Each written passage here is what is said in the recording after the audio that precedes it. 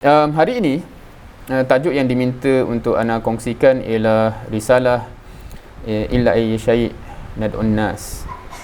Dan siapa yang familiar dengan gambar tu boleh tahulah kan, oh ni memang risalah oleh Al-Banna. Siapa yang tak pernah tengok pun, siapa yang dalam gambar ni kan, ini adalah kalau kita Google Hasan Al-Banna, salah satu gambar yang kita akan jumpa lah. Okay. So Hasan Al-Banna, sedikit background. Hasan Al-Banna, bagi yang tak pernah dengar langsung, adalah seorang yang telah berusaha berdakwah sehingga menubuhkan satu kumpulan yang dikenali sebagai Ikhwanul Muslimin. Dalam bahasa Arabnya begitulah, Ikhwanul Muslimin. Kalau kita baca tulisan-tulisan barat, dia akan translate jadi Muslim Brotherhood. That's basically translation of Ikhwanul Muslimin. Anyway, so ini adalah salah satu risalahnya. So dalam soalan tadi tu, ada satu soalan tanya kat mana boleh jumpa. So siapa yang pernah tengok buku yang belah kiri tu, kat skrin ni, belah kiri, dalam bahasa Melayunya biasanya dia punya terjemahan ialah Himpunan Risalah Imam Hasan Al-Banna, ataupun kalau kita baca yang bahasa Arab tu ialah Majmu'ah Rasail Al-Imam Al-Syahid Hasan Al-Banna. Okay. So translationnya ialah Majmu' Rasail tu ialah Himpunan Risalah. Of course dalam bahasa Melayu kadang-kadang kita tak mendoublekan dia sebab dia jadi panjang kan, so kita sebut je Himpunan Risalah. Tapi rasanya yang belajar kalau kat Muslim ni faham kot, Rasail tu adalah jamak kan? So banyak risalah kan? So salah satu risalah daripada, sebab himpunan risalah maknanya dia himpunkan banyak risalah lah. So siapa pernah buka, ada risalah Da'watuna, ada risalah Ta'alim, ada risalah, salah satunya ialah illa ayyi syai' nad'un nas. Kepada, kalau kita translation kepada apa kita, okey, translation yang dimelayukan ada macam-macam versi yang agak famous mungkin ke mana kita menyeru manusia. Walaupun kalau kita translate sebiji-sebiji dia taklah tepat sangat, sebab kalau kita kata illa ayyi syai', dia lebih kepada apa, kepada benda apa, nad'un nas, kita menyeru manusia. So kepada benda apa, mungkin dalam bahasa Melayu mungkin kita kata macam pelik sikit kan, sebab bila kita kata ke mana tu macam arah kan, oh ke situ. Tapi kenapa bahasanya begitu, sebab memang dia bukan hanya pasal arah, dia pasal kamu nak ajak pergi buat benda apa ni kan. So dia ada elemen itu. Wallahu alam. Regardless, itu hanya nama, dan kita akan pergi kepada intipati risalah ni insya-Allah. Dalam risalah ini kita akan melalui beberapa kandungan. So yang pertama ialah pendahuluan. Nanti kita akan tengok siapa yang biasa buka risalah Majmu' Rasail contohnya, Himpunan Risalah Al-Banna, ataupun tulisan-tulisan yang seumpama dengan ni, biasanya pendahuluan dia agak penting. Dia akan berbeza, sebab biasanya pendahuluan ni kalau kita beli buku ke apa, kadang-kadang pendahuluan ni antara benda yang kita skip betul tak. Buat apa nak baca pendahuluan, kita terus baca isi lah. Tetapi banyak risalah yang bersifat macam ni, pendahuluan dia penting supaya kita tahu kenapa benda ni ditulis, untuk siapa kan. Kok bukan untuk kita. Contohnya begitu So dia jadi, ataupun kenapa cara penulisan dia macam ni. So siapa pernah baca buku Muntalaq contohnya, mukadimah dia tu penting, sebab kalau kita kita terus baca dan mungkin kita tertanya lepas tu, kenapa dia suka guna bahasa macam ni, padahal dia dah jawab dah dalam mukadimah dia. So itu pendahuluan. Kemudian matlamat hidup menurut Al-Quran. Ni just nama-nama tajuk, kita just kejap lagi kita akan masuk satu persatu insya-Allah. Kemudian misi IM. Okey, dalam slide ni dan mungkin dalam penyampaian ni akan banyak digunakan IM lah, IM. Harapnya tahulah IM tu singkatan untuk apa. Dan kalau kita dah cerita pasal Hasan Al-Banna tadi, hopefully boleh dapat tangkap IM tu kita singkat untuk Ikhwanul Muslimin. Untuk memudahkan, jadi kita just IM. Kalau tak tulisan ni jadi panjang ni, Ikhwanul Muslimin. Misi IM, reality IM dalam menggalas misi tersebut. Kemudian worldview. Worldview ni apa cara kita memandang dunia ni. Tapi kat sini disebut worldview IM sendiri terhadap sumber-sumber, prinsip-prinsip, konsep-konsep, kaedah-kaedah dan sebagainya. Kemudian dari mana kita bermula, jalan yang panjang namun satu-satunya jalan, dan kemudian kisah pembentukan sebuah umat. Kita just tengok list item yang akan di cover ni, subchapter lah kalau kita boleh kata. Mungkin kita dah boleh tergambar apa cerita dalam risalah ni secara keseluruhan. So hopefully dah tergambar lah, oh dia nak bawa cerita ke situ, insyaAllah. Walaupun sebenarnya kita nak merasai implikasinya, kita kena baca in detail lah. Dan insyaAllah hopefully petang ni kita sempat untuk cover essence of the whole thing, insyaAllah. Okay, dalam mukadimah dia, dekat sini Ana bawa untuk membawa dalam bentuk yang hopefully kita appreciate kenapa dia sebut benda tu. So Ana bawa dalam bentuk soalan lah, sebab memang Al-Banna sebut mungkin dia bukan soalan, dia more kepada observation Al-Banna sendiri. Tapi Ana utarakan dalam bentuk soalan.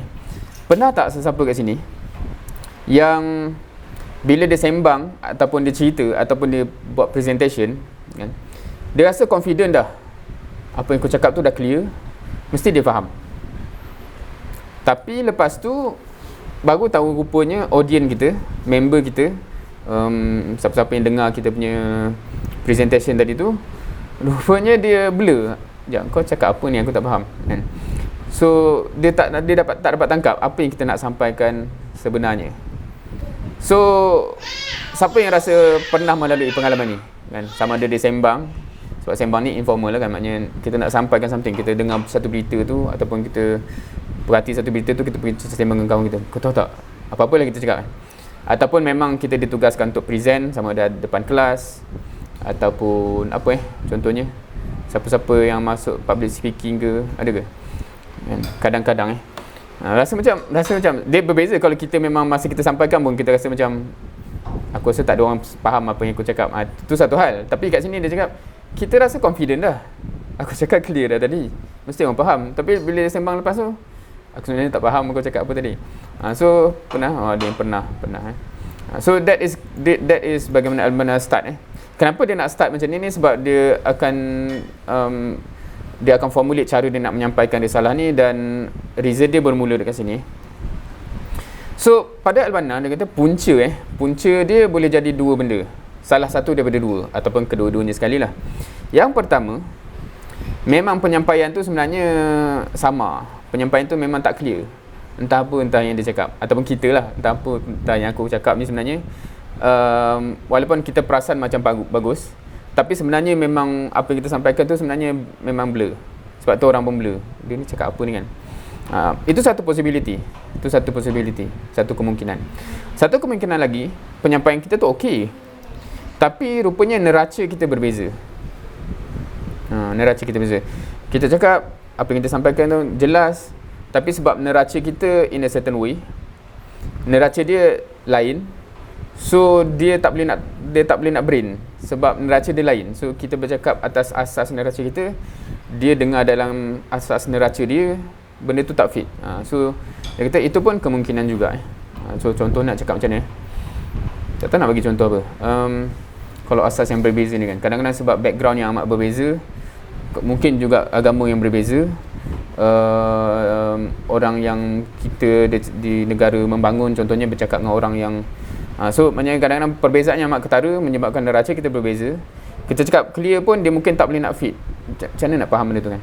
Okay, so Al-Banna kata Ishab ni pun hopefully pernah dengar. Kalau tak pernah, ni singkatan lah. Ishab ni Imam Syahid Hasan Al-Banna. So ada orang yang dia jadi Ihab je, Imam Hasan Al-Banna, Ishab. So itu macam-macam jenis singkatan. Anyway, dia merujuk kepada Al-Banna juga.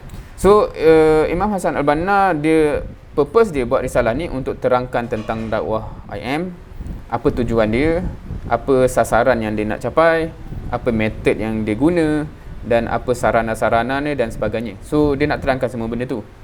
Cumanya dia sebut awal tadi ialah kalau dia terangkan pun, masalah dia kalau tak selesai dua benda tadi tu, orang tak faham juga kan. So sebab tu dia kata sebelum kita nak cerita lanjut, kita kena settlekan dulu neraca kita supaya neraca kita sama, dan baru boleh faham. Dan keduanya of course saya akan sampaikan dengan bahasa yang mudah supaya tak ada orang confuse. Kita bukan akan guna bahasa bombastik, sebab setengah orang dia suka cakap macam tu kan, dia nak tunjuk power, dia cakap memang guna word-word yang orang makin tak faham benda dia cakap ni kan, tapi power lah, tapi tak faham.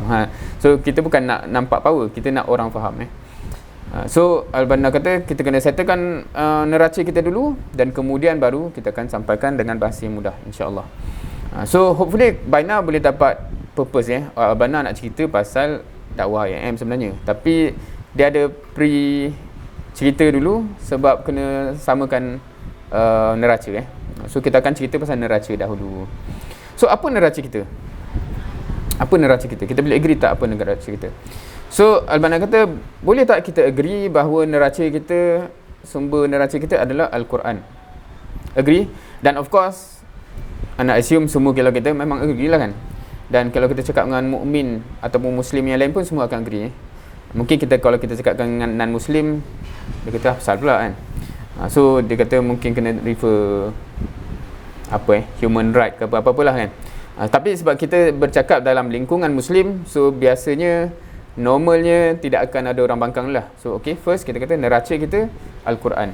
Boleh kita agree? So dan Albana dia assume semua agree lah yang membaca dia muslim kan. Dan anda pun assume kita semua tak ada yang akan bangkang nak guna neraca lain Neraca kita Al-Quran. So soalan yang dia tanya, kalau betul neraca kita Al-Quran, soalan pertama, adakah kaum muslimin telah laksanakan kandungan Al-Quran? Antum semua boleh jawab di ruangan chat tu juga untuk memberi pandangan antum, persepsi observation antum sendiri Antum rasa adakah kaum muslimin telah laksanakan kandungan Al-Quran? Itu soalan pertama yang boleh kita jawab.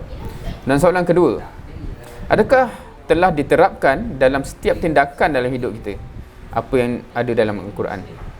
Kan, adakah telah diterapkan dalam tindakan kita dalam kehidupan kita? Itu dua soalan yang boleh ditanya bila kita nak refer sejauh mana Quran ni telah menjadi neraca kehidupan. Okey, ada yang ada pandangan, ada yang ada opinion. Okey, sebab ada yang kalau ada pandangan boleh nyatakan di ruang chat tu, insya-Allah. Anda akan teruskan in the meantime. So soalan-soalan tu sebenarnya untuk menilai sejauh mana Quran dah jadi neraca. Kan, sebab bila kita cakap agree tak Quran ni neraca, rasanya tak ada orang bangkang. Tapi bila tengok dah jadi ke neraca kita, kat situ yang kita akan nampak ada yang jawab ada tapi tak menyeluruh so tu contoh. Dah tapi belum semua, similar jawapan maksudnya sebahagian dah jadi tapi belum completely contohnya kan. So tu jawapan-jawapan yang ada. Anda baru perasan, maksudnya ada yang tengok di YouTube, ada yang tengok di Facebook ke semua tengok di Facebook ni? Sebab so far yang menjawab ni anda rasa dari Facebook. Anyway, so seterusnya kalau antum jawab ya maknanya kalian tengok dah Quran telah menjadi neraca, maka alhamdulillah kita dah settle lah kerja kita. Sebab in the end kita nak Quran tu hakikatnya menjadi neraca. Kalau kita tengok alhamdulillah dah diterapkan dalam hidup semua kan, alhamdulillah lah, alhamdulillah settle.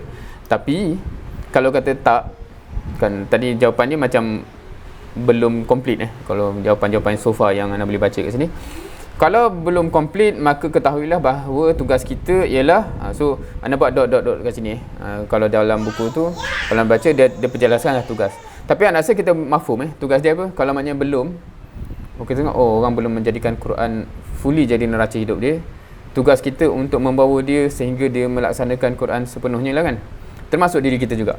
So anda rasa obvious so balik kepada pandangan jujur kita, kalau kita tengok alhamdulillah kan, semua orang dah mengambil Quran sebagai panduan hidup dia dan telah terjelma dalam kehidupan masing-masing menurut aturan Al-Quran, alhamdulillah. Tapi kalau kata dalam sisi ni belum, dalam sisi ni belum, dan sisi belum, then kita ada tugas untuk membawa kepada hakikat yang sepatutnya. Okey, dalam Al-Quran, so ni kita ambil secara mudah kita mula dengan awal dulu sebelum kita cakap action kecil-kecil action kecil-kecil maksudnya apa, aurat ke, pergaulan ke dan sebagainya. So tu dah juzuk-juzuk yang very specific. Ni kita pergi secara umum dulu. Dalam Al-Quran ada beberapa ayat yang Allah menyebut hakikat setengah-setengah manusia tu dihidup untuk apa So mohon kita masing-masing harapnya adalah Quran terjemahan yang kita boleh refer. So boleh buka masing-masing bila kita tunjuk ayat tu dan just flip through dan tengok based on maksud ayat tu, apa yang kita boleh dapat, apa yang Allah cakap dalam ayat tu. Pertama, kalau kita buka surah Muhammad ayat 12. So of course kalau kita punya ni surah gabungan kata tu kalau surah gabungan ni face to face, dia senanglah semua ni dan anda boleh tengok masing-masing siapa yang ni dan boleh terus jawab. Tapi kalau kat sini ni anda memang kena menunggulah. So harapnya ada yang merespon. So kalau kita tengok surah Muhammad ayat ke-12, apakah yang antum jumpa? Apakah jenis tujuan hidup yang Allah nyatakan dekat situ? Tujuan hidup yang ada, maknanya ada setengah manusia yang itu tujuan hidup dia. Apa yang dinyatakan dalam surah ni? Surah Muhammad ayat ke-12. Ada yang jumpa? Kalau terjemahan dia, sungguh Allah akan memasukkan orang-orang yang beriman dan mengerjakan kebajikan dalam syurga yang mengalir di bawahnya sungai-sungai. Dan orang-orang kafir menikmati kesenangan dunia dan mereka makan seperti haiwan makan, dan kelak neraka lah tempat bagi mereka. Okey, so kalau kita boleh extract kat sini, yang kat sini sebenarnya dia memfokuskan kepada ada orang, kalau kat sini dia sebut orang kafir itu dia kejarkan kesenangan dan makan. So in other words, makan dan berseronok. Okey, tu satu jenis orang. Maknanya apa yang dia cari dalam dunia ni, boleh kita kata dia hidup untuk apa tu? Dia hidup untuk berseronok, dia hidup untuk makan. Kalau kita tengok surah Ali Imran, surah yang ketiga, ayat 14. Apa pula yang Allah ceritakan kat situ? So boleh balik surah Ali Imran ayat ke-14. Terjemahan dia, dijadikan terasa indah dalam pandangan manusia cinta terhadap apa yang diinginkan. Kalau kita tengok bahasa Arab dia ialah zuyyina linnas hubbus syahawat minan nisa wal banin wal qanatiril muqantarati minaz zahabi wal fiddah ila akhir ayat. Rasanya familiar dengan ayat ni kan. So kalau kita cakap kat sini, dia bahasa Arabnya macam syahwat tu lah. So kita boleh katalah maknanya hiasan dan kesenangan dunia. Maksudnya itulah dia punya apa yang dia nak capai dalam kehidupan. Seterusnya kalau kita tengok surah Al-Baqarah ayat 204 hingga 205. 204. Anda sengaja tak letak ayat ni dalam ni sebab kalau dalam surah gabungan ke dalam daurah pun kita memang dilatih bukan untuk hanya mendengar kan. Kita dilatih untuk buka sendiri mushaf, tengok sendiri ayat dan cuba melatih diri kita untuk extract apa yang kita faham daripada ayat-ayat tersebut. Itu part of sistem tarbiyah lah. So sistem tarbiyah ni memang dia berbeza dengan sistem mendengar kan. Okey, so ayat 204 205 kat situ So dekat sini ni kategori orang yang na'udzubillah lah, insyaAllah tak ada di kalangan kita yang sampai ke sini kan. So kalau kita tengok dia macam paksi kehidupan dia tu memang, kalau ayat tu dia berusaha untuk membuat kerosakan di muka bumi. So maknanya ada manusia yang sampai ke situ, maknanya memang dia nak buat kerosakan dan dia memang buat mafsadah tu satu juga. Now kalau kita tengok surah Al-Hajj ayat 77 dan 78,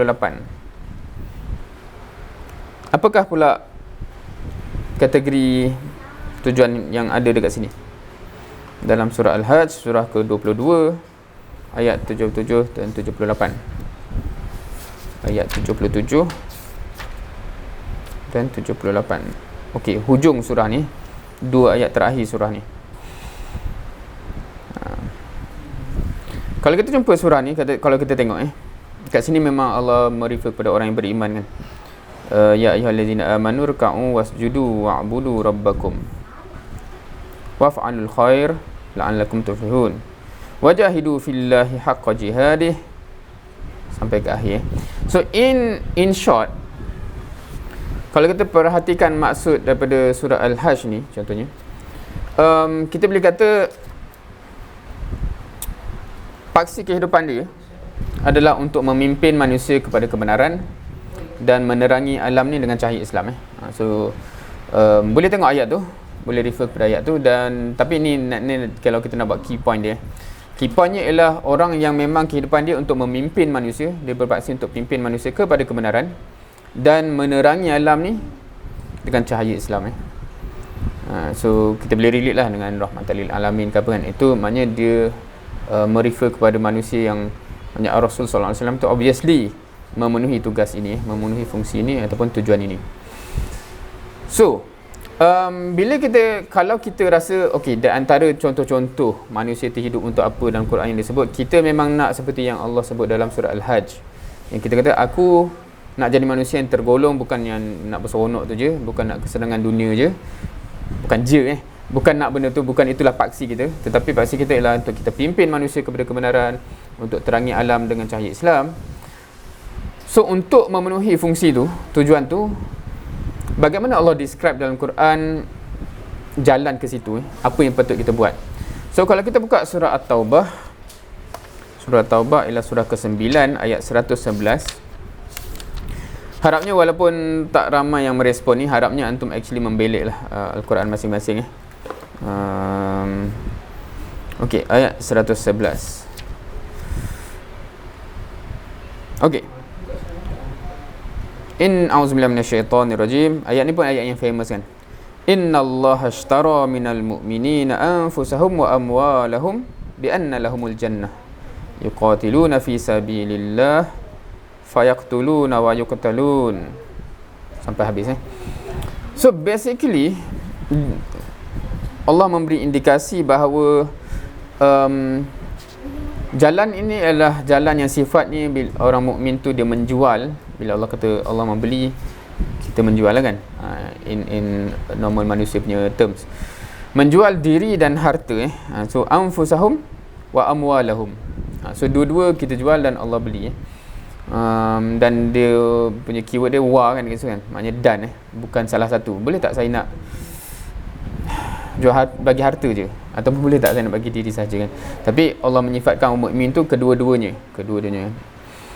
Okey, from that understanding, sekiranya ada manusia yang nak memenuhi tujuan yang seperti dalam yang tertera dalam surah Al-Hajj tadi, dan nature dia seperti yang disebut dalam surah At-Taubah tu, persoalannya ialah antara dua. Maknanya adakah kepimpinan Muslim tu, bila kita memimpin, kita jadi pemimpin kan, adakah dia cerita pengorbanan ke dia cerita cari keuntungan? Sebab dalam dunia biasanya cerita pemimpin ni dia punya perks dia ialah yang cari keuntungan tu. Hakikatnya dalam Quran Allah menggambarkan ini ada cerita pengorbanan, bukan cerita dapat untung. Especially bila kita cakap dalam konteks dunia, bukan kita dengan jadi pemimpin ni kita jadi kaya, tapi dengan menjadi pemimpin ni yang kita berkorban banyak. Dan walaupun tak disebut kat sini, rasanya kita amat clear kalau kita tengok sirah Rasul SAW dan para sahabat lah especially. Benda ni obvious. Contohnya siapa yang amat kaya? Contohnya Uthman. Adakah dia kaya sebab dia jadi khalifah? Ataupun dia kaya sebelum dia khalifah, tapi bila jadi khalifah dia dah jadi tak sekaya dulu bila dia jadi pemimpin Amirul Mukminin. So kita akan nampak kepimpinan dan Islam ni dia bukan dengan pegang posisi pemimpin tu yang menyebabkan kita jadi kaya. Tapi sahabat-sahabat kaya pun bila dia pegang kepimpinan itulah kadang-kadang dia jadi miskin kan. Sebab ini adalah fasa yang menuntut pengorbanan. So itu contoh mudah kalau kita cakap pemimpin tertinggi lah. In general pun kalau kita tak jadi pimpinan macam tu pun, perjalanan inilah perjalanan yang menuntut pengorbanan, insya-Allah. So balik pada satu persoalan besar, sejauh mana kaum muslimin telah memahami maksud Quran seperti ini? Ini semua kita ambil dari Quran kalau kita tengok ayat-ayat Quran dan natijah kefahaman kita daripada Al-Quran. So persoalan dia, how far orang Islam dah faham macam ni? Dan anak kadang-kadang rasa macam sebelum kita nak tanya orang Islam kat luar tu, kita tanya orang Islam yang dalam muslih ni lah kan, sebab ni biasanya yang lebih terdidik lah kan. Sejauh mana kita sendiri dah faham Islam macam ni? Kita kata kita baca Quran, kita faham Quran adalah panduan hidup kan. Itu klaim kita biasa. Kita dah faham Islam macam ni ke? Kita faham, oh aku sepatutnya bukan nak jadi orang yang kejar syahwat dan sebagainya. Itu bukan paksi kehidupan aku. Paksinya ialah memimpin manusia kepada kebenaran, menerangi alam dengan cahaya Islam. Kalau kita nak macam tu, nature dia pula ialah seperti mana yang tertera ni kan. Kita dah faham macam tu ke? Kita memang nak ke? Ataupun macam mana? Itu satu soalan untuk kita tanya diri kita masing-masing. Siapa yang rasa kalau ada yang nak tanya, nak komen, boleh bagi tahu Sebab kot ada yang memang tak pernah perasan Islam ni macam ni, atau Al-Quran describe mukmin ni macam ni jap, bukan ke solat, puasa, zakat, haji tu dah cukup so kalau ada yang memang tertanya, minta tanya sungguh-sungguh lah, supaya soalan tu boleh terjawab Now dekat sini ana petik, so yang font macam ni memang ana petik teruslah terjemahan kepada apa yang Bana sebut dalam risalah ni. Mereka puas dengan angan-angan dan merasa telah mendapat untung. Mereka mendakwa telah menyelami laut perjuangan tapi tak basah oleh air. Sungguh benar Rasulullah SAW yang bersabda, celakalah hamba dinar, celakalah hamba dirham, celakalah hamba selimut. Berat kata-kata ni. So kita boleh tanya, mungkin sebab ramai adik-adik ni masih bersekolah so mungkin kita tak teruji sangat lagi, adakah kita ni na'udzubillah menjadi hamba dinar, hamba dirham. Tapi hamba selimut tu mungkin dah ada ujiannya sekarang kan. Kita ni dalam keadaan kita ni dah faham macam-macam ni, kita masih berselimut tak buat apa-apa ke, kita dah bangkit kum fa'anzir itu satu yang mungkin kita dah boleh reflect, sejauh mana aku masih na'udzubillah menjadi hamba selimut Tapi bila kita bekerja dan sebagainya, kadang-kadang ini ujian yang besar masa kita majoriti memang kita dah spend untuk bekerja. Adakah memang itu je, maknanya kita bekerja rehat, esok kerja lagi rehat, sekiranya itulah rutin kehidupan kita which is rutin kehidupan ramai orang Muslim. Na'udzubillah min zalik. Okay, so harapnya kita dah start fikir ke depan maknanya hidup macam mana yang aku nak sebenarnya, dan benda ni kena ada vision dari awal. Sebab sedar tak sedar, tak kisahlah sekolah kebangsaan ke sekolah agama ke sekolah Muslim, biasanya antara satu paksi yang besar dia tak dapat lari daripada kita nak skor dalam exam supaya dapat tempat yang baik dalam universiti yang baik dan sebagainya. Sebab dia itu semua paksi yang agak terkait direct dengan kehidupan dunia securing future punya kemaslahatan lah kalau kita kata maknanya kita invest amat banyak masa terhadap aspek itu Kita boleh tanya, adakah kita spend masa yang setara juga dengan untuk akhirat dan so macam mana? So itu soalan-soalan yang Ana juga lepasan Muslim, Ana mengharapkan generasi baru ni lebih fikir benda ni awal sebab Ana lepas habis ni satu cerita lah, sebab ni usrah gabungan kan. Ana lepas habis Iraq tu, Ana terus alhamdulillah tak ada lagi orang nak kerja, aku suruh usrah kan. So maksudnya kalau muklim-muklimah Ana tahu benda tu mungkin dia kecewa lah kan. Tapi itu hakikat Ana ketika tu, kerana walaupun Ana ikut usrah lama kat sekolah, rupanya tak faham-faham rupanya apa benda tujuan hidup ni kan. So Ana rasa ramai orang yang macam tu, sebab kat sekolah kita tak teruji lagi. So Ana mengharapkan kita tanya diri kita dari awal maknanya kita faham ke tak apa benda semua benda ni, dan kalau tak faham minta tanya, supaya amat rugi Ana dah habis sekolah baru menyesal tak garap apa yang boleh digarap di sekolah Okey. Seterusnya kita dah 3 suku Okey, so part yang Ana rasa agak obvious, Ana akan cuba laju So hakikatnya ghayah ataupun maklumat tu adalah dasar, dan amal tu adalah cabang dia. Maknanya ghayah tu adalah akar dia, dan pokok yang kita nampak tu ialah cabang dia. Macam gambar tu juga, kita sebenarnya kalau kita melihat pokok tu, kita tak nampak akar dia, kita hanya nampak pokok dia.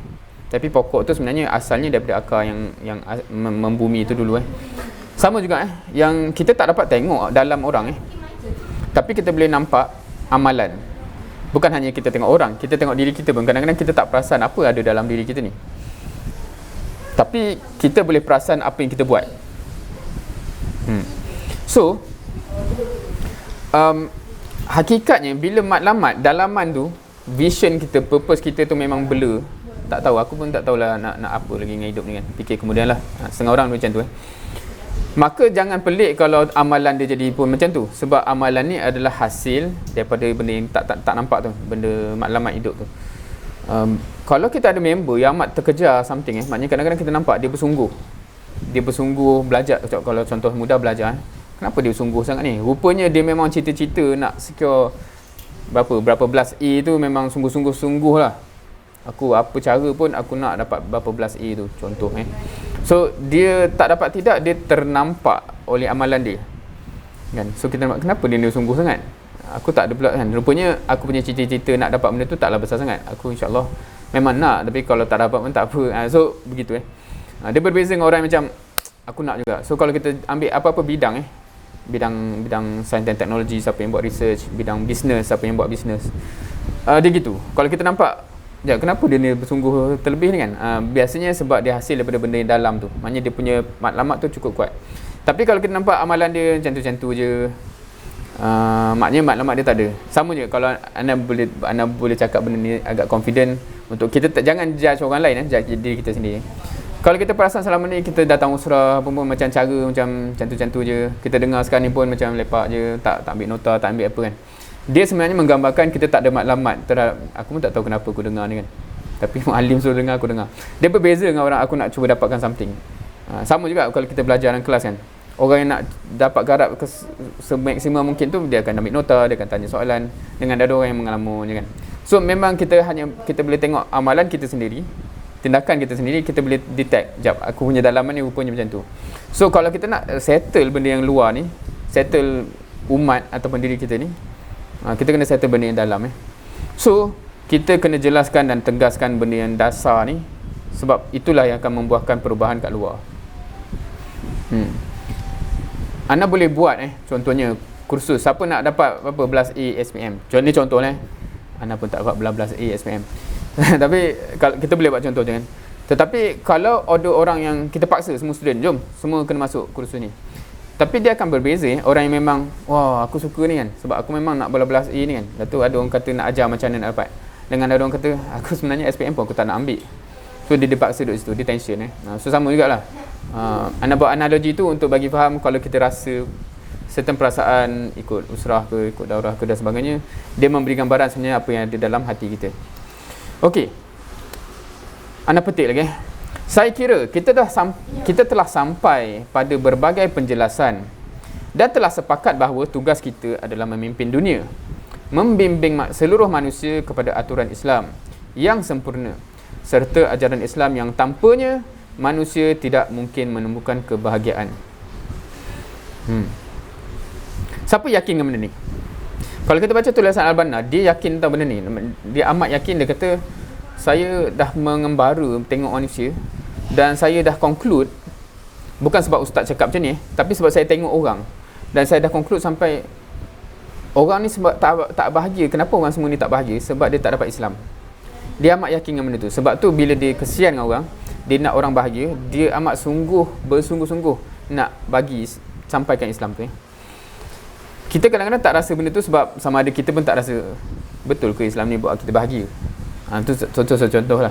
Kalau kita masih tertanya benda tu, kita kena jawab sesungguh-sungguhnya, kita kena jawab. Sebab paling basic lah, kalau kita pun tertanya benda tu, kita sendiri pun tak kejar nak faham Islam tu.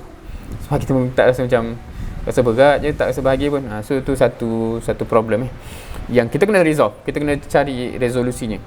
Apatah lagi dengan orang lain bila kita, contohnya kalau kita tengok orang, mungkin satu benda yang interesting kalau di sekolah macam antum ni dan sekolah Hana dulu sekolah Iraq, kita tak jumpa tiap-tiap hari non-Muslim tapi anda rasa sekarang banyak sekolah Muslim yang dah better, dia buat ziarah-ziarah, tengok sekolah yang non-Muslim dan sebagainya, which is quite interesting. Sebab bila kita tengok orang yang tak ada Islam dalam diri dia, kita rasa apa?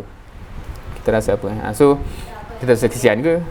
Kita rasa nak kena bantu ke? So bila ada rasa macam tu, baru dia trigger kita kena buat something.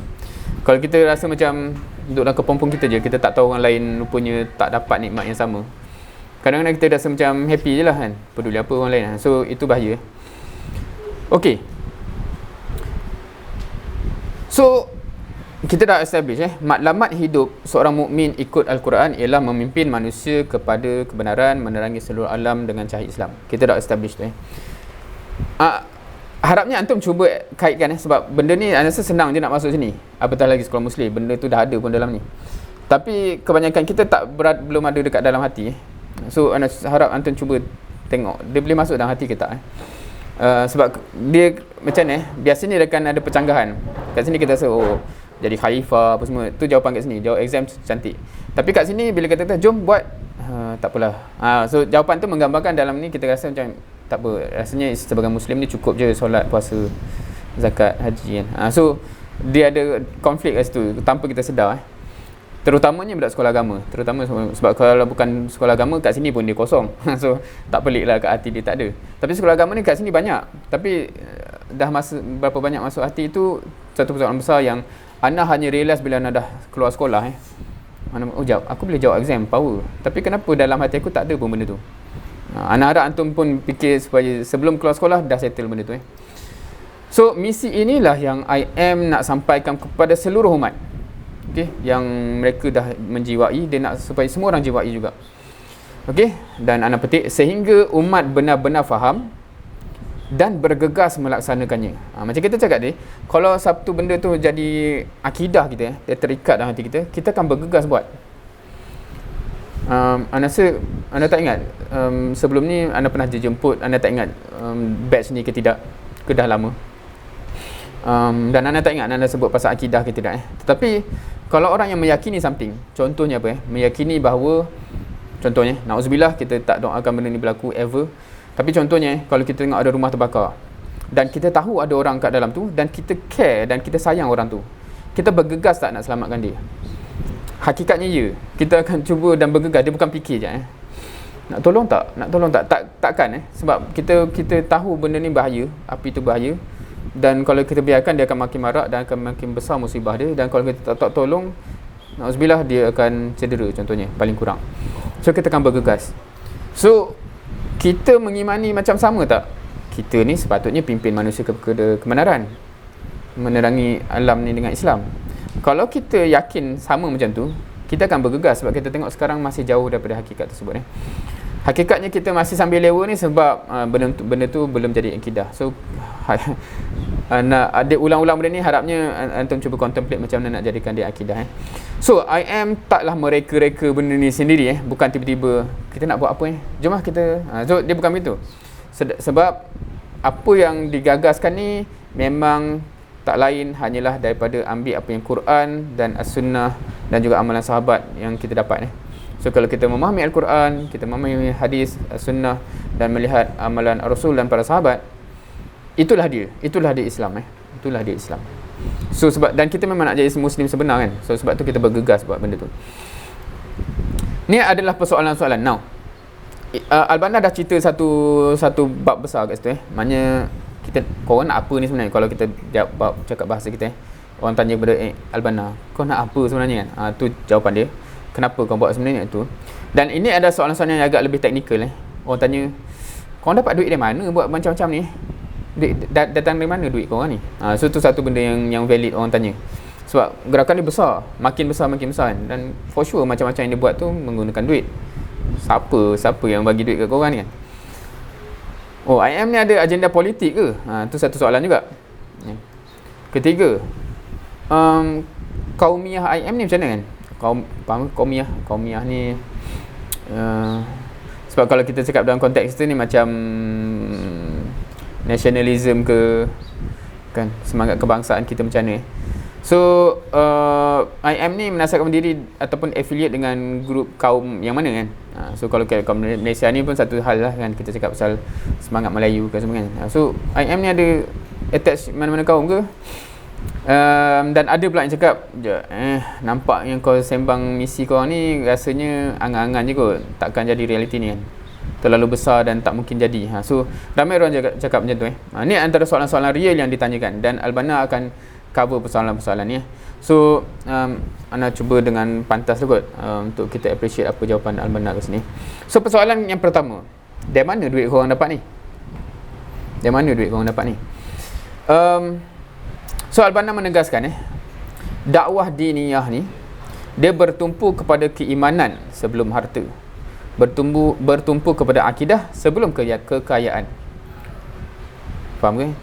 Dakwah kita ni, dakwah Islam ni basically dia tertumpu kepada keimanan sebelum nak cerita pasal harta, bertumpu kepada akidah sebelum nak cerita pasal kekayaan.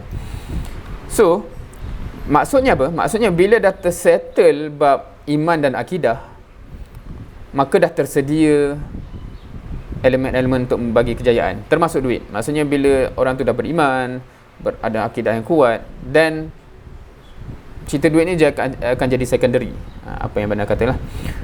Dan apa yang jadi ialah, siapa pernah dengar ni, sundukuna juyubuna. Sunduk, kalau kita baca kat bahasa kita, tabung juga tabung dakwah kita ni adalah poket kita. Siapa faham statement tu? Kalau anak kata kalau orang tanya, duit dakwah awak, duit dakwah korang ni kan, okey, duit dakwah kita orang adalah poket aku ataupun poket kami.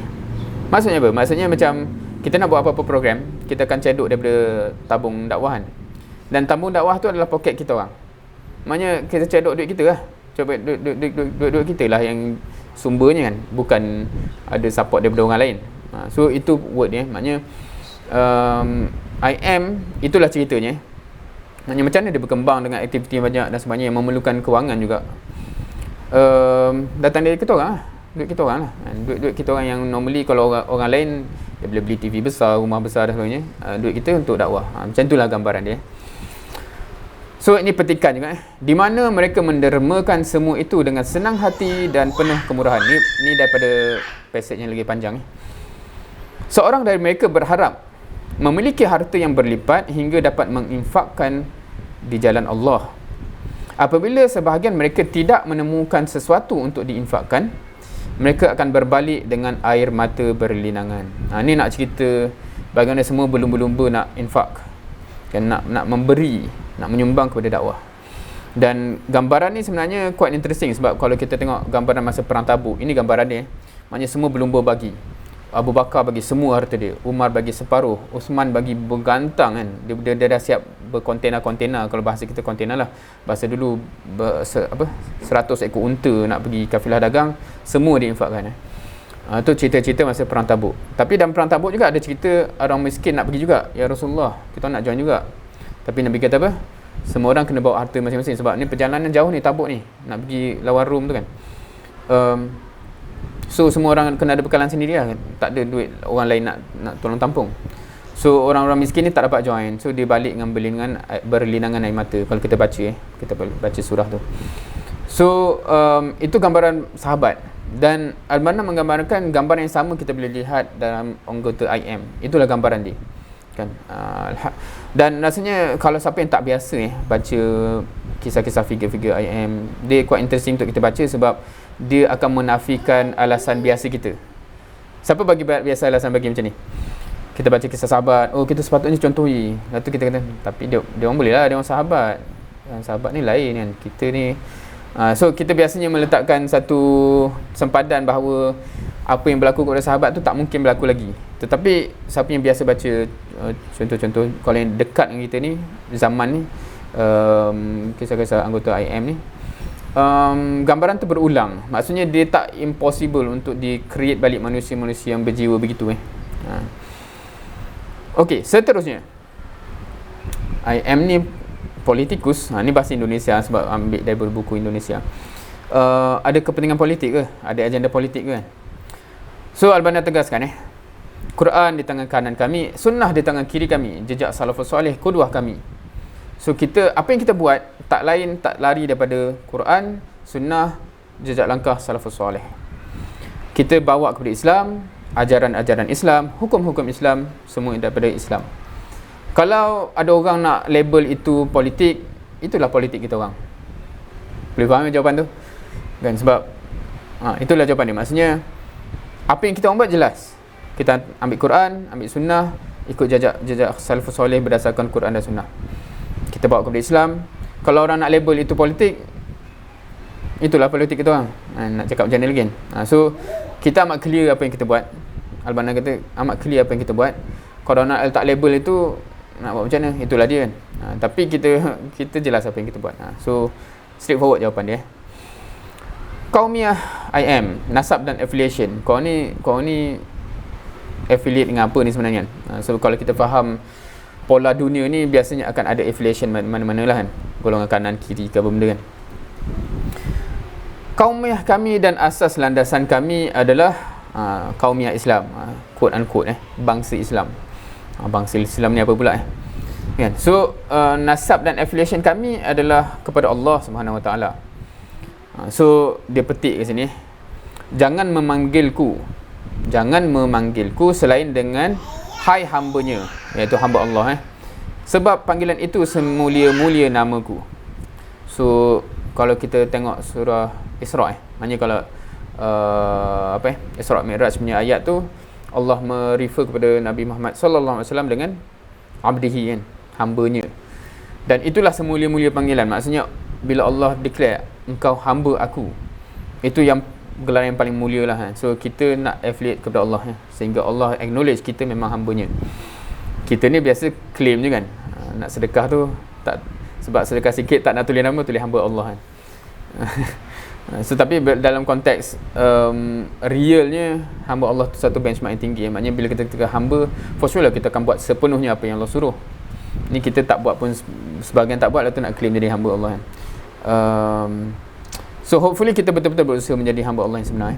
So ayahku Islam, aku tidak mempunyai ayah selainnya. Jika mereka bangga dengan Qais dan Tamim, so ada claim, ada yang bangga, kami Bani Tamim ke, Bani Qais ke dan sebagainya, kita lebih bangga dengan Islam. So ini quote-quote daripada salafus soleh sebenarnya, yang Al-Banna kata kita pun memegang benda macam ni. Kita amat bangga dengan association kita, pertalian kita dengan Islam, bukan dengan bangsa, bukan nasab keturunan ni. Okey, nasab dan afiliasi kita kepada Allah, sebab apa? Sebab itulah kehormatan yang paling tinggi, itulah sumber kekuatan yang paling kuat, dan itulah kebangsaan dan afiliasi universal. Benda ni kita boleh jawab dalam exam, betul tak? Kalau adik-adik Muslim, ana yakin semua boleh cakap kan benda ni. Tapi siapa yang rasa dia dah rasa benda ni? Contohnya yang ketiga tu, afiliasi universal. Siapa rasa sungguh benda ni? Saudara kita tu persaudaraan yang universal. Kalau kita jumpa orang Rohingya atau Bangladesh, siapa rasa macam tu? Kita bangga dengan persamaan kita dengan mereka sebab kita sama-sama Muslim, kita sama-sama ada Islam. Alhamdulillah rapatnya kita dengan dia. Kita saja tu Bangla tu Indon. So ni soalan real, soalan real, sebab kita boleh claim, kita kata kita memegang tali Allah kan, tetapi rupanya kita lebih kuat pegang tali warna kulit, tali bangsa contohnya. Sebab ana ambil contoh spesifik Bangladesh dengan Rohingya tu, sebab warna kulit dia memang biasanya yang secara sedar atau tak kita kadang-kadang nampak pandang rendah sikit sebab kalau kita cakap orang barat tu biasa kita nampak tinggi. So itu soalan besar. Betul ke kita yakin akidah kita Islam ni melangkaui bangsa, dan apa orang kata yang paling mulia di sisi Allah tu ialah ketakwaan. Dan sebab quite interesting kalau setengah-setengah masjid, setengah-setengah surau kalau kita pergi, kalau balik rumah kat Kelang bila pergi masjid, bila pergi surau tu, kadang-kadang kita memang kalau pergi waktu subuh, kita tengok lagi ramai orang Bangladesh daripada orang Melayu kan. Kita jawab ni apa cerita ni, sebab dia orang, kita lah majoriti kat situ kan. Tapi itulah dia, maknanya yang lagi mulia ialah yang lagi tinggi ketakwaan. So kita rasa ke? Kita rasa macam rasa kerdil ke bila kita tengok macam tu? Kita rasa macam macam mana dia orang boleh, dan kita nak bertanding kan? Ke kita disebabkan benda yang ditanam secara tak sedar ni, maknanya orang kata racism yang tak disedari, yang kita sadurkan dengan Islam tu, yang tu bahaya. So dan kalau kita tengok Al-Banna bila digagaskan IM Al-Ikhwanul Muslimin, the very name yang dia guna tu pun merefleksi kepada apa yang dia yakini. So dia kata bila semua Al-Ikhwanul Muslimin tu dia bukan nama yang menjadi nama khas. Dia kata bila kita bergabung atas persaudaraan Muslim, sebab kita ni sesama Muslim lah kita bergabung, itu tergambar dalam namanya Ikhwanul Muslimin. Sebab tu dia kata nama ni dia bukan macam so kalau kita ambil kat Malaysia ni quite interesting, sebab semua nama-nama tu dia jadi kita tak boleh nak universalkan dia. Kalau kata-kata nama sekolah ke apa, dia memang dia khusus lah kat situ kan. Tapi kalau nama macam Al-Banna pilih tu memang dia nak nama yang melangkaui apa-apa jenis sempadan, kecuali maknanya dia merangkumi semua muslimin yang rasa bersaudara atas nama Islam. Itulah dia Ikhwan Muslimin. So kalau kita ambil bahasa Inggeris pun Muslim Brotherhood, maknanya Brotherhood Muslim. So semua orang akan bergabung kat situ lah kan. Okay, so itu background sedikit kenapa dia pilih nama apa semua tu pun ada ceritanya, dan dia nak nama yang describe macam tu Dia bukan, contohnya apa, sebab apa-apa nama yang kita biasa sekarang tak kisah NGO ke apa, dia menjadikan satu benda tu agak eksklusif tanpa disedari. Anyway, Misal sekadar angan-angan dan tak mungkin jadi realiti. Ni ada tanya juga, kau ni cerita-cerita besar macam ni betul ke boleh? Kadang-kadang kita ramai yang kita tanya juga. Ada buat usrah, kerana dah lama ikut usrah pun rupanya dia memang tak yakin, dia tak convince. Sungguh ke? Boleh ke? Kita dah puluh tahun pun macam ni juga, rasa macam ni angan-angan je kan. So that's quite interesting. So apa yang kita sampaikan, apa yang kami ni Albana Ahmad kata, apa yang kami sampaikan telah difahami generasi pertama dari Al-Quran sejak pertama kali diturunkan Quran kepada mereka. Siapa yang rasa benda ni besar? Kau macam so kan? Sebab kalau kita perasan, para sahabat generasi pertama tu, dia lagilah tak ada macam bila kita kata it's totally impossible It is totally impossible. Maknanya apa yang digagaskan oleh Al-Quran untuk benda tu jadi besar dan sebagainya, dalam keadaan awal mereka tu start from zero, semua orang tak suka, semua orang hentam lagilah impossible. Kalau orang kata macam betul ke ni boleh jadi, tapi disebabkan mereka mengimani apa yang Allah bagi tu, so kita ni jadi lagi pelik sebenarnya bila kita cakap tak possible.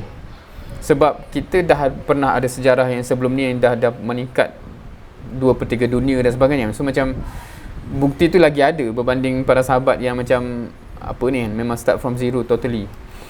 So akidah IM adalah akidah yang kami hidup dengannya dan mati kerananya. So ini bila kita cakap, kita sedap nak cakap kita ada akidah tapi dia akan teruji dengan benda ni. Betul ke? Sebab once akidah tu hidup, dia akan mencorak kefahaman, gerak kerja dan keyakinan. Okay. Saudaraku, bila kalian setuju dengan kami tentang prinsip ini, maka ketahuilah bahawa afiliasi kalian kepada Allah SWT mewajibkan kalian untuk memperhitungkan tugas yang dibebankan atas pundak kalian atau bahu kalian, giat beramal untuk melaksanakannya dan berkorban di jalannya. Adakah kalian akan melakukannya? Ni soalan direct kalau nak reward balik untuk antum Okey, antum semua, kalau antum semua yakin, setuju dengan apa yang dah dibentangkan selama ni, from beginning until now, maka ketahuilah bahawa affiliation antum kepada Allah, kalau antum claim antum dah pegang benda tu, mewajibkan ke atas antum untuk menghitungkan balik tugas yang dipikul atas bahu antum semua, untuk antum giat beramal untuk laksanakan tugas tadi dan berkorban atas jalan tersebut. Adakah antum akan buat? Soalan direct tu, adakah antum akan buat? Siapa yang ni maknanya absorb di soalan, dan antum rasa macam ni sekarang? Antum akan buat ke? Sebab statement ni statement real ni. Kalau antum terima apa tadi tu, ketahuilah bahawa tugas tu dah ada atas bahu antum dan antum kena buat benda tu. Nak buat ke tak? So that's the big question. Nak buat ke tak? Sebab benda tu dah ada atas bahu antum. Nak buat ke tak? Unless kalau antum tak terima benda tu ni, jap, betul ke Quran cakap macam tu? Contohnya. So ini kita pergi pada surah Al-Hajj 77 dan 78 yang kita dah tengok awal tadi. So anda akan skip ayat ni dan terjemahan ni. So Albana remind balik, ingat balik, kita bukan cakap saya ni duduk sembang bagi benda tak tahu dari mana. Kita ambil daripada Quran sendiri. Ini tugas kan. So boleh tengok balik sebab faktor masa sudah tinggal 20 minit. So anda cuba cut short takat mana yang mampu. Tapi tengok balik semua ayat-ayat ni, tadabbur balik. You cannot run from that question kalau antum dah yakin benda ni. Satu jalan mudah bagi yang normally kadang-kadang kita ambil ialah baik-baik tak baca Quran. Kalau baca banyak pula kerja nak kena buat. Tapi itu lagi gamble gila lah. Boleh ke kita gamble gila? Maknanya sebab dalam Quran tu Allah dah kata ni tugas kamu kan. Kalau kita sengaja tak nak baca supaya kita tak perasan itu tugas kita boleh jawab depan Allah? Tak boleh kan? Tak boleh. Kita mungkin akan selesa sekarang lah sebab kita tak trauma ataupun kita tak rasa pressure dengan tugas tu. Tapi hakikatnya kita secara sedar melarikan diri daripada tugas dengan tindakan kita untuk tak ambil tahu. Now, hakikatnya kalau kita baca Quran, ada dua tanggungjawab kalau kita rumuskan yang kita akan perasan. Satu tanggungjawab yang quote unquote individu, macam solat, puasa, zakat dan sebagainya, buat kebajikan. Dan satu lagi ialah tanggungjawab sosial, quote unquote kalau kita nak kategorikan, maksudnya berjihad, menyebarkan dakwah dan sebagainya. Kalau antum baca Quran, memang antum takkan dapat lari daripada dua kategori ni. Dan dia bukan hanya banyak ayat pasal solat dan sebagainya, tapi banyak ayat pasal jihad. Actually kalau antum rajin baca Quran, antum akan perasan yang banyak ayat berulang-ulang tu belah kanan. That's quite interesting. Anyway, both benda ni dia based on akidah yang sama, akidah yang benar yang sama. Betul tak? So dia daripada Quran yang sama, dan kita terima Quran yang sama tu atas akidah yang sama. Kita yakin ini dah yang Allah turunkan melalui perantaranya Nabi Muhammad SAW. Dan bila kita terima benda tu, dua-dua elemen ni yang terkandung dalam tu, dua-duanya based on akidah yang sama.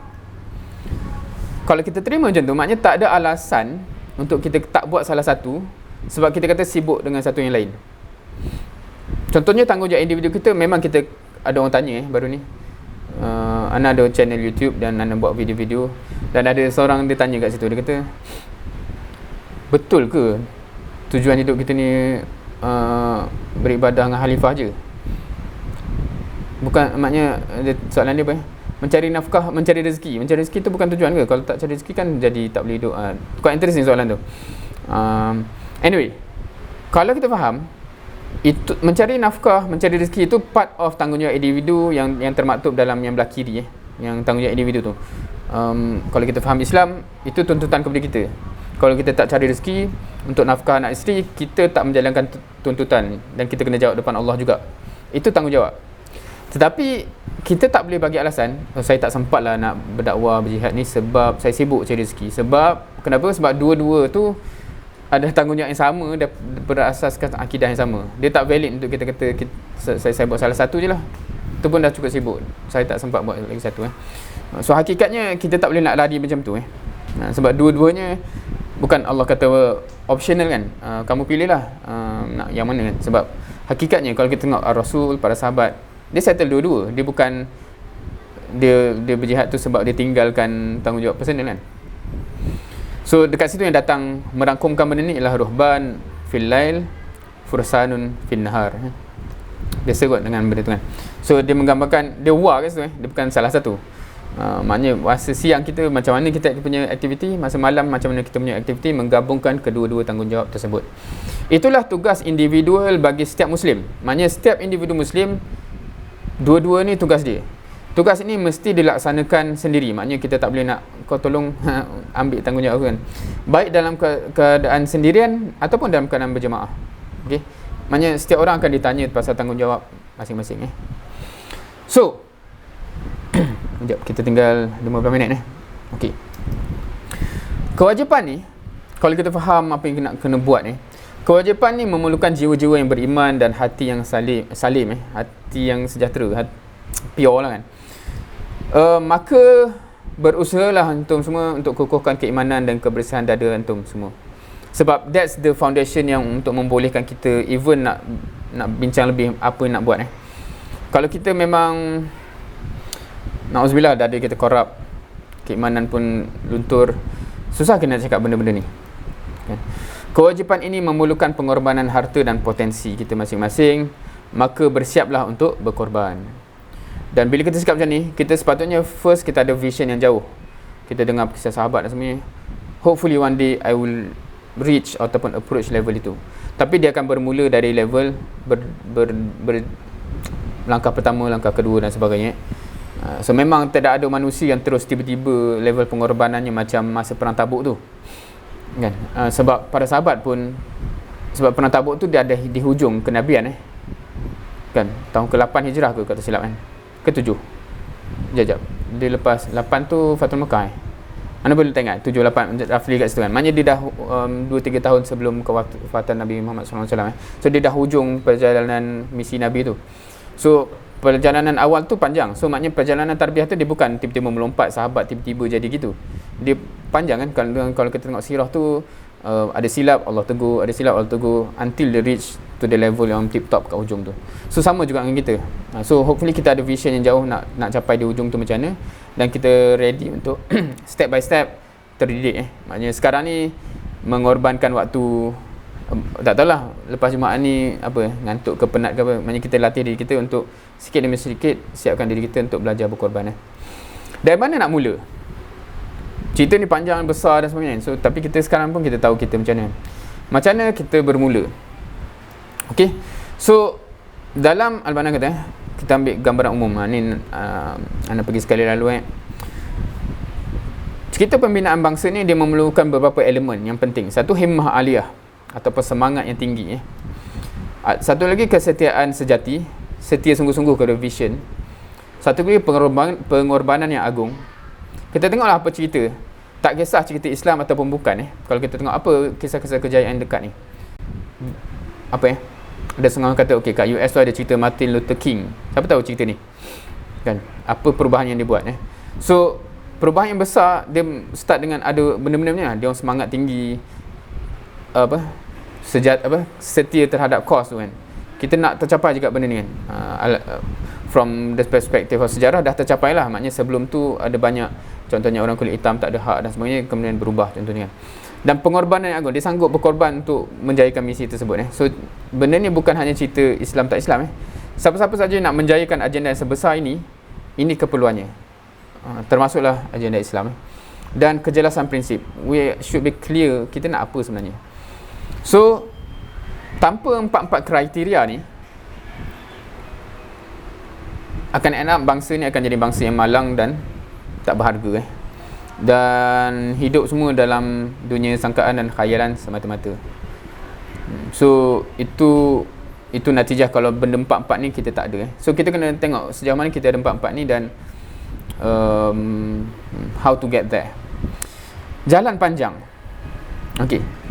Bila dah faham semua benda ni, betapa dahsyatnya keterkejutan saya, ni kata Al-Banna, bila melihat masih sepakat bahawa jalan ini amatlah panjang meskipun mereka angkui keunggulannya. Siapa faham ayat ni? Dan siapa appreciate ayat ni? Ana rasa macam setelah tak tahu mungkin Ana start bagi daurah berbelas tahun dulu Ana rasa throughout these years, Ana bila baca ni, Ana terdetik perasaan yang sama sebab Ana have gone through many experience. Bila kita cerita macam benda-benda yang kita cerita tadi macam semua yakin, betul Islam macam ni, apa semua macam ni. Bila jom kita buat, semua jawapan dia standard. Susah. Siapalah Ana ni? Dia jawapan-jawapan standard macam tu yang macam kita macam jap. Dia macam Al-Banna dia kata macam terkejut bila kalau semua yakin benda yang tadi tu. Akidah Islam macam ni, sepatutnya ni tugas kita. Tiba-tiba bila kita sampai kepada kita, so kita nak buat tak? Dia macam lain pula jawapan dia. Dia macam anak dulu rasa macam tak make sense. Kenapa? Macam tak logik kan? Macam contohnya kata syurga tu best apa semua kan? Jom masuk syurga. Susah. Macam siapalah saya tak layak masuk syurga. So kalau dia jawab macam tu kan, kita macam ni macam tak masuk akal. Tadi macam semua dah setuju nak masuk syurga kan? Tapi bila ajak nak bekerja untuk ke syurga, tak nak pula kan. So rupanya bila anda baca ni, macam ini jawapan standard kebanyakan orang Islam kan? Dia macam ada disconnect antara keyakinan, so-called keyakinan tadi tu dengan actually bila benda tu terkait dengan kita rasa macam panjang sangat lah, susah dan sebagainya. Dan benda ni berterusan, dan sementara aliran pemikiran destruktif tu deras maknanya aliran-aliran yang merosakkan kat luar tu berjalan kencang. Yang Islam ni pula semua macam panjang sangat jalan ni dan sebagainya kan. So apa nak jadi ni? So macam mana nak convince? So ni Al-Banna cerita Dan bila Al-Banna cerita ni, dia cerita dalam konteks kepada orang yang insyaAllah dah yakin nak convince orang lain. Tapi based on pengalaman audience direct tu pun kadang-kadang dia tak convince kan. Tu yang cerita. Dan anda tak terantum. Tu sekarang macam mana? Tu rasa macam tu tak?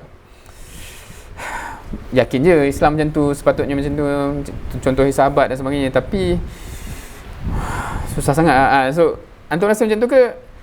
InsyaAllah jom. So di mana antum kalau nak komen, nak bagi pandangan, silakan.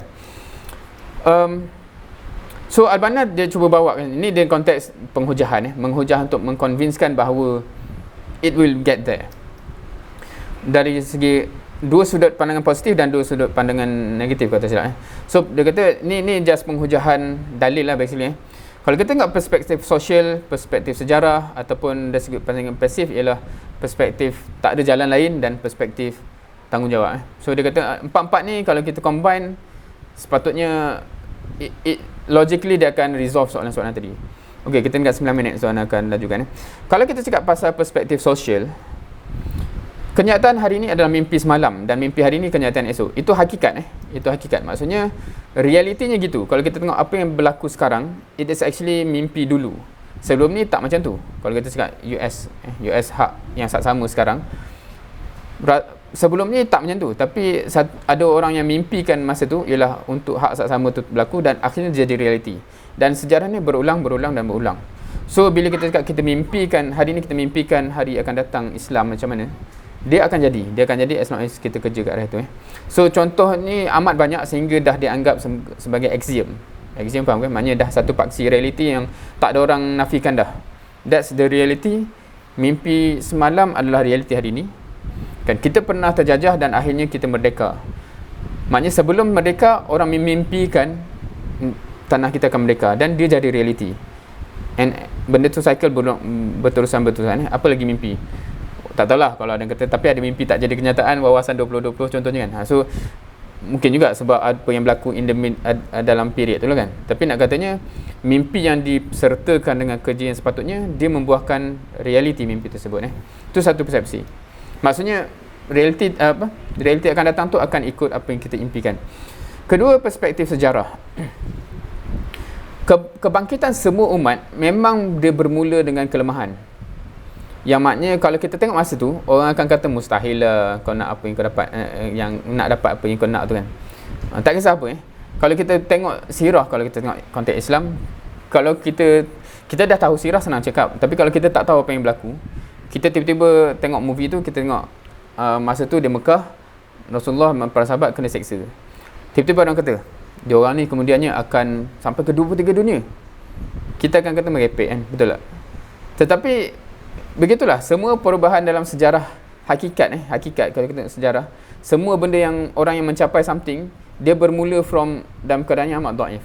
Tak kisah apa, tak kisah Islamik, tak kisah tak Islamik. Kalau kita nak cakap yang pernah naik kemudian dia jatuh, contohnya Nazi kan, Hitler dan sebagainya, dia bermula from zero juga. Kalau kita tengok tamadun barat, dia mula dari amat bawah juga kan. Masa Islam dah naik, dia masih zaman gelap kan. So that's historical fact. So bila kita cakap umat Islam sekarang dhaif, itu bukan bermakna dia tak possible untuk naik ke atas. So itu hakikat. So sejarah dah menunjukkan benda ni, walaupun satu permulaan tu amat di bawah, dia boleh naik ke puncak. So itu buktian yang maksudnya tak boleh nak kata impossible. It is very much possible. Sejarah membuktikan. Dari sudut yang lain pula, ni dalam aspek yang lain regardless of you are pessimistic ke optimistic ke, ada jalan lain ke? Is there any other way? Boleh jawab. Ada jalan lain ke? So ini nak tak nak, you tak boleh lari. Ini kewajipan anda. Kalau tak buat kewajipan, you kena jawab dengan Allah. So ada jalan lain ke? Ada option lain ke untuk melarikan diri? Kan? So even though jalan ni memang panjang, tapi the fact that tak ada jalan lain, nak buat macam mana? Do you have any option untuk memencilkan diri? So ini kalau kita tengok surah Al-A'raf ayat 164 hingga 165, antum boleh buka tengok ayat tu anda tak sempat sekarang ni. Seorang pekerja harus bekerja untuk menunaikan kewajipannya terlebih dahulu, kemudian baru mengharapkan upah dan kemudiannya manfaat. So kalau kita tengok surah tu, first the fact that orang tu melaksanakan tanggungjawab ialah first memang sebab itu kewajipan dia. Itu kewajipan, maknanya ini kewajipan aku. Kemudian baru masuk cerita apa efek-efek dia. Oh, kemudiannya dia menangkan orang Islam dan dia kalahkan orang kafir ke apa benda. Itu efek-efek dia, manfaat dia kan, upah dia kan dan sebagainya, pahala dan sebagainya. Tapi first and foremost, sebelum nak cerita benda tu, kita kena cerita ini tanggungjawab aku. So sama juga maksudnya macam kadang-kadang kalau buat pun maksudnya susah dan sebagainya. Okey, sebelum nak cerita jadi tak jadi, first and foremost perasan dulu, ni tanggungjawab. Maknanya you tak boleh lari. Lepas tu baru cerita apa akan jadi, manfaat tu dapat tengok ke tak dan sebagainya kan. Hopefully kita realise benda tu Dan manfaat tu pula ialah urusan Allah. Bila Allah nak bagi, Allah akan bagi. Kan? Bila Allah nak bagi, Allah akan bagi. Kalau kita tengok sirah, hari ni tak sempat. Kalau tengok in detail, kita akan perasan benda tu sangat-sangat. Nabi mengharapkan something. Nabi mengharapkan Taif. Tak dapat. Allah memang tak bagi. Tiba-tiba, tapi kalau kita tengok surah Al-Jin, Allah bagi jin kan. So anda, kalau yang tak pernah dengar, kita kena buat sesi lain lah, apa benda bagi jin. So tu kena tadabbur surah jin dan peristiwa gitu. Dan kemudiannya pula Allah bagi orang Khazraj kan, masa Nabi pergi, Nabi tak tahu nak dapat dari mana kan. Nabi pergilah semua kemah-kemah haji. In the end, yang lead kepada dapat Madinah tu semua jalan-jalan yang tak disangka kan. So hasilnya daripada Allah, Allah akan bagi walaupun kita mungkin tak expect macam tu yang akan jadi. Seterusnya, ini pun Ana just bagi ni, siapa yang nak slide kemudian boleh, ataupun take note of this. Ana rasa recording ni pun ada. Kisah pembentukan umat. So kalau antum tengok ke sini, Ana harap antum boleh agak ni pasal umat mana based on gambar tu. So dia bermula dengan fasa kelemahan. So antum boleh tengok surah Al-Qasas ayat 3 hingga 6. Maknanya keadaan starting point dia macam mana. Kemudiannya kepimpinan. Kan antum boleh tengok surah Asy-Syu'ara ayat 16 hingga 20. Kemudian maksudnya dari lemah tu akan ada pemimpin yang bawa dan dia akan naik. Kemudian dia akan direct confrontation, hak dan batil. Surah Al-A'raf ayat 127 dan hingga 128. Kemudian fasa keimanan surah Taha ayat 72 dan 73 dan akhirnya kemenangan. So bila pertemuan tu akan menguji keimanan dulu kan. Maksudnya betul ke ni dan sebagainya, dan kemudian akhirnya kemenangan tu akan sampai. Itu adalah cycle-nya, insya-Allah. So ini adalah slide Ana yang terakhir.